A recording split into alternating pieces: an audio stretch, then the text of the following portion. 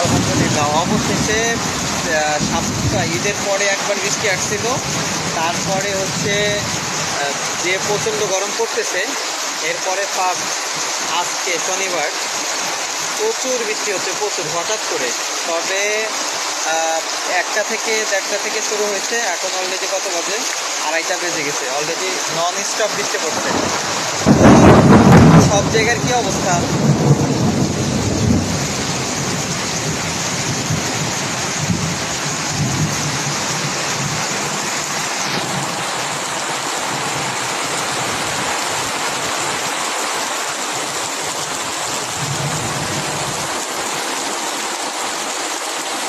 প্রচুর বৃষ্টি, non stop, মানে চলবে।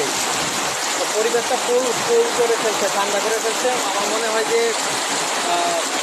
1 সপ্তাহের মধ্যে আর কোনো গরম পড়বে না, এরকম অবস্থা। প্রচুর বৃষ্টি হচ্ছে, হালকা বৃষ্টি না, প্রচুর।